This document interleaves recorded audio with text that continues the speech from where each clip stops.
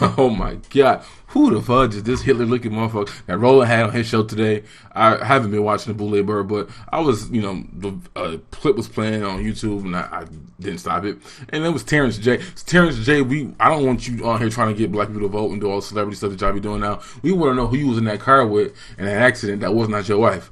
Who was that girl in the car accident? Like, man. You too, Dave. No, it was the other little midget comedian that was Kevin Hart. He got in an accident with a girl too, and we don't know who that person was either. But anyways, so this Hitler looking like clone right here, a member of the Progressive Black Caucus. He apparently been in Congress for like 56 years and has nothing tangible to show for it. He said something on this clip of Roland's show about getting black men to vote, and I'm like, what? Huh?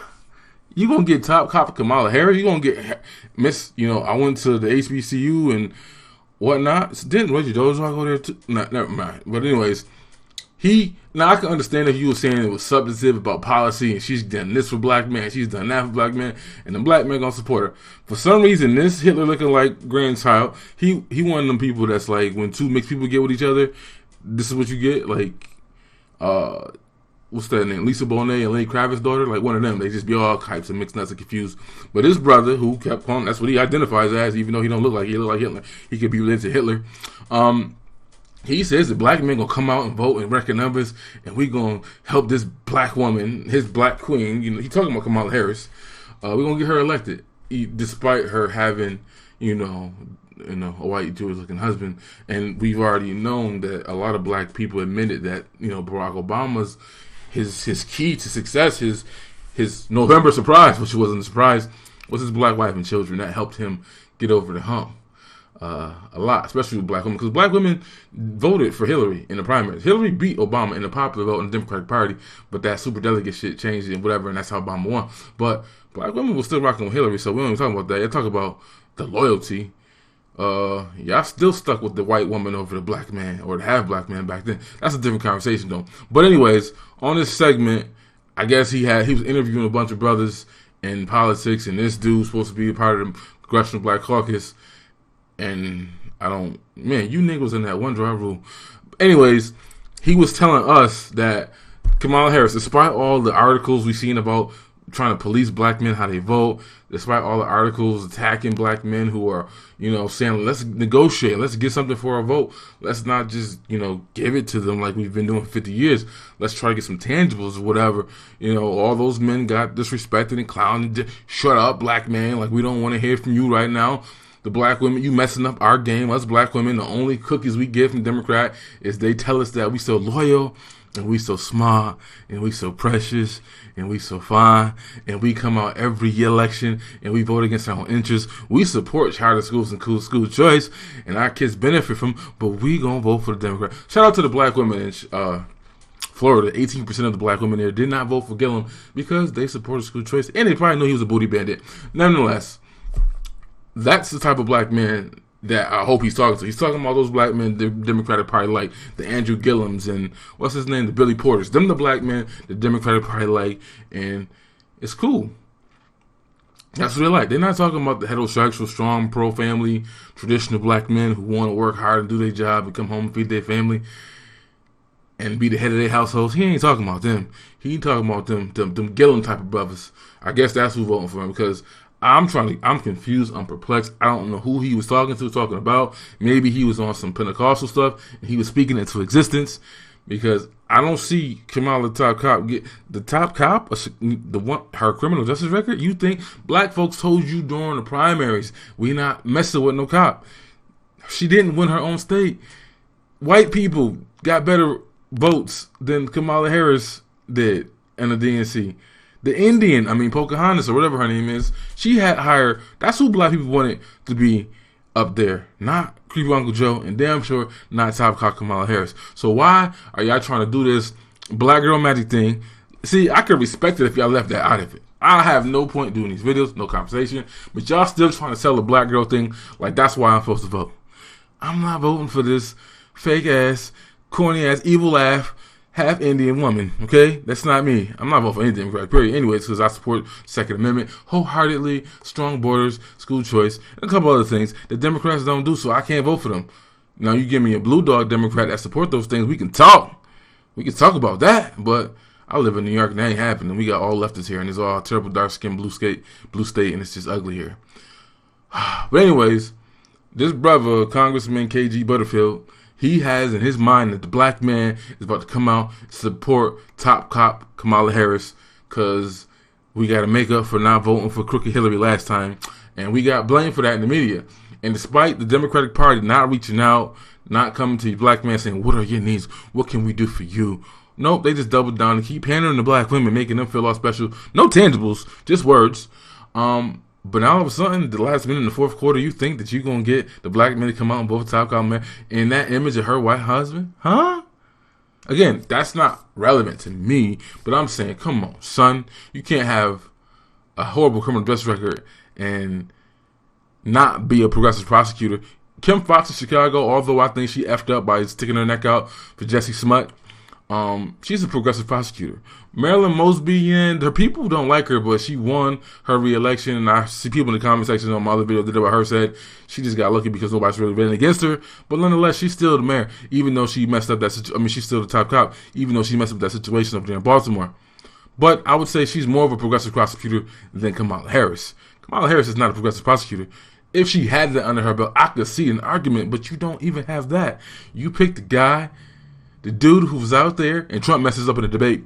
Yes, while, in 98 and 96, the crime bill in 94, then he had the 86 crack laws where he changed the value of crack and cocaine. Like, so the white boys who snorting coke got less time than the black dudes who snorting crack or selling it too.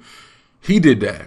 And meanwhile, his son, Hunter Biden, cokehead, crackhead, got kicked out the military for it, but he got to go to rehab. He didn't get 25 to life and like Alice Johnson did, right? He got to go to rehab and then go to China and get a bunch of $1 million contracts and jobs off his daddy's name while he was the vice president of the United States. And then he going to Russia, talk about the Russia gate and all that Russia shit.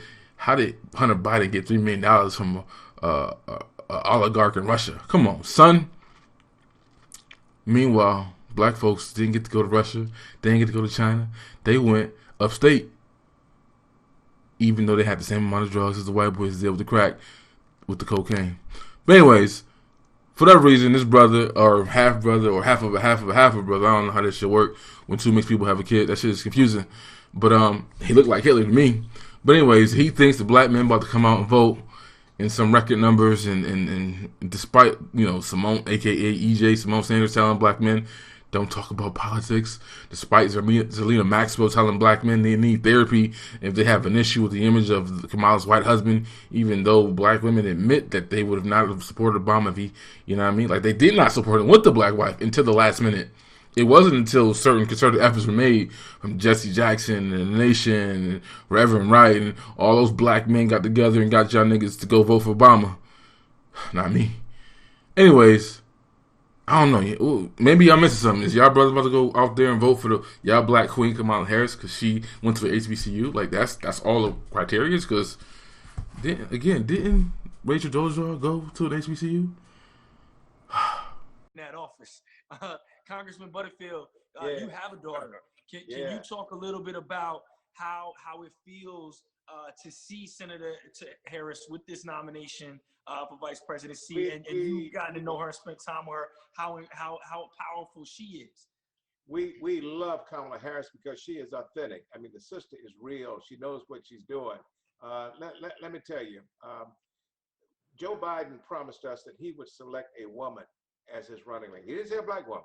He said, I'm going to select a woman for my VP running mate. And then he chose 12 people for consideration. 6 of those were black women. Karen Bass, Val Demings, Susan Rice, Stacey Abrams, Mayor Keisha Lance Bottoms down in Atlanta, and Kamala Harris. He fairly considered all of these women and chose Kamala. Kamala is a fighter. If you don't believe that, Trump the other day picked this new lady to go to the United States Supreme Court, and there's going to be a hearing in a few days in the United States Senate.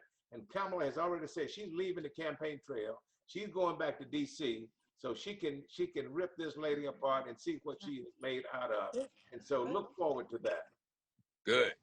Yes. Well, one of the things that I think is so critical that we've got to add is Senator Harris is intellectually prepared to be vice president of the United States. She has the experience. She has the preparation. And she's not just a woman, but she is a brilliant scholar, public servant, and someone who has a proven record of strong leadership. And that's what this country needs, is strong, capable, intellectually solid leadership that has a scholastic foundation. And that's what Kamala Harris brings. She is prepared. If you look at her background, her parents, intellectuals, grew up in a community where she was nurtured from birth to be prepared for leadership. That's the story about Kamala Harris that needs to be told. She's going to be a leader with a foundation, having come through the legal community the way she did. She was Attorney General for the state of California, a DA, a prepared person ready to lead. I'm looking forward to her leadership. I'm looking forward to her commitment. And that's what we've got to celebrate. And what we've got to do as brothers is make sure that the conversation does not get distracted and distorted and pushed in another direction. So we can't sit silent when people throw insults towards this scholar Black woman. We've got to stand up and say, no, no, no, and we're going to elect her as Vice President of the United States of America. 100. Terrence, we're bracing for the October surprise. We don't know what the Republicans are going to come up with in the next few days. That's right. But we are bracing for the worst of the worst. And they're going to come after this sister, right? They're going to come after Kamala. They're going to come after Joe Biden. But we've got to be prepared to understand that this is nothing but a distraction. This is all about trying to reach the neoconservative base and for Trump to let them know that he is one of them. That's what this is all about. You know, Black women have led in every election since the Voting Rights Act was put on the books. We got the Voting Rights Act in 1965, and every election from that day to this day, African-American women have turned out at a higher rate than African-American men. That's just a fact. But we're going to change that this year because Black men are going to vote. Isn't that what you call it, every ward? Black men vote. Black men vote. Black men vote. We've got this program, and Black men are going to show Black women that we can vote too, and we can vote just as strongly as they vote. And we're going to do it. We're going to do it together, brothers. I remember when in 1972, living here in Raleigh, father precinct chairman and mother was a registrar as a volunteer, and meeting Shirley Chisholm when she came to Raleigh in 1972, running for president of the United States of America. Now you just think about, here we've come from 1972, Shirley Chisholm, brilliant congresswoman, and now we have a nominee, a Howard University graduate, a member of Alpha Kappa Alpha sorority, a scholar, a public servant, as the nominee to be Vice President of these United States of America. And I say that we are not, as Black men, gonna sit by if they have an October surprise. Tell them we got a Black man surprise that can outdo any October surprise, because we gonna have 1.8 million Black men that didn't vote last time, gonna vote this time, and we gonna send them all home. You will not attack Senator Harris and think that we as Black men are gonna sit back in silence, because all of us had a wife and a daughter and a sister, and I'd be damned if I'm gonna sit back and watch them destroy this Black woman. Never. And you said it best earlier. You know, Black women have been showing up at the polls. Black women have been holding us down. They've been our crutch.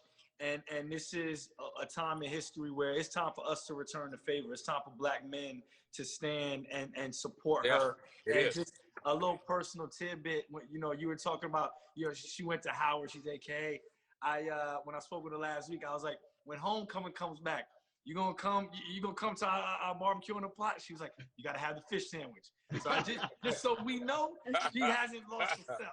She hasn't been in Congress that long, Anthony, where she doesn't remember. She's like, she's ready for the fish sandwich. That's how you know. With the mustard, hey, with the white bread and mustard. With Come the on, white man. bread, a little hot sauce. She's ready for the and fish. a little slaw. What? So for me, that was my signal from her that she's with us. She got us. Anthony, that's a true HBCU graduate. That's a true HBCU graduate. Terrence, and I want to say she came out in like 84 or 89 or so. So you know it's real. Back then, That's you know right. it's real. Yeah. Terrence, let me throw this on the table. I just had a thought, and Anthony might find this interesting. You know, when slavery came to an end back in 1865, there were 4 million black folk who were set free out of slavery. And when the 15th Amendment was passed, which allowed the right to vote, every African-American man, I'm told that 90% of African-American men became registered voters, and they had nearly a 100% turnout in every election.